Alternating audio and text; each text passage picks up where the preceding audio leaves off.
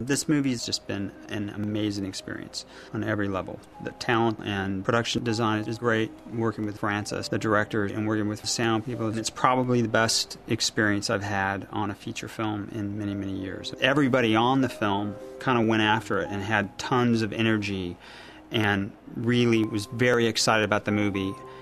And I sort of exuded that same level of excitement. It's also just exciting visually. It's a 1930s piece, so the costumes are fabulous. It's really fun to get into that era, Prohibition era. You see the speakeasy, you see the raids, you see all that, and it's a good story, and I think everyone's really looking forward to putting it out there.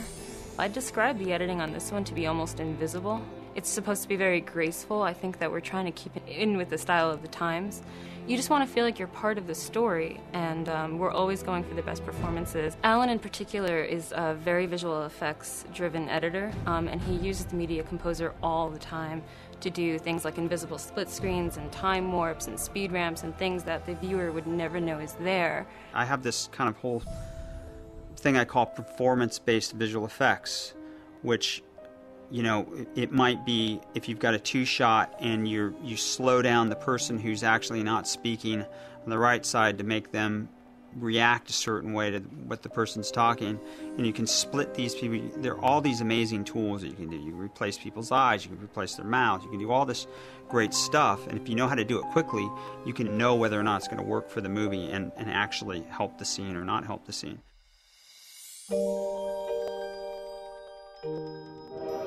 Sound is 50% of the experience, and this movie is a very, very rich visual movie, and it's set in a period where those times sounded different, and transporting people back to that time and in those spaces is something that Jeremy and Skip did incredibly well. One of the things we definitely tried to do is in the process of making these lush backgrounds and these detailed environments in Pro Tools, all throughout the movie there's a lot of subtle changes depending on what's happening. There's not very many scenes where the backgrounds are there from the beginning of the scene to the end of the scene. There's 3 or 4 permutations where we transgress through these different feelings in layers of colors and sounds. We have this system that we've been working within for several movies.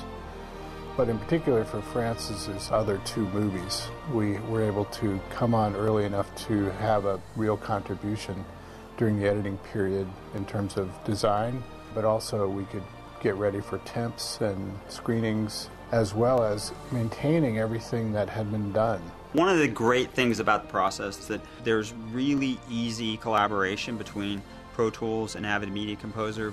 And because it's propagating back into my system, people come in to screen the movie with us in that screening room right out of the Media Composer. Not only does it look great, but it sounds really great. And it sounds better in ways that I don't have time to create in my day-to-day duties as a picture editor, when all I needed to worry about was the story. And it's at a level that is light years ahead of what any really assistant can be expected to do with, you know, the hustle and bustle of their day.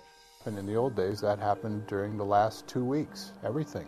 The music came together, the sound effects, everything arrived at the stage for the first time at the craziest part of the post-production process. And this is really a gigantic advance. And it has to do with being able to gradually create the soundtrack over a longer period of time. And we could not do it if we didn't have workstations that were compatible, and also workstations that we could edit and mix on in the same process. I think all of these newer advances in technology that we're seeing over the past few years, that we're continuing to see now, are only giving us more strength as storytellers. I think our job is to make sure that we have all of these great tools in front of us and we're using them to tell the best story that we possibly can. Plus, it's become such a collaborative art form that everybody has part of a process, and the way that you can collaborate with the tools that you're currently providing is fantastic, and it's just going to get better. It's effortless. You don't really have to think about it.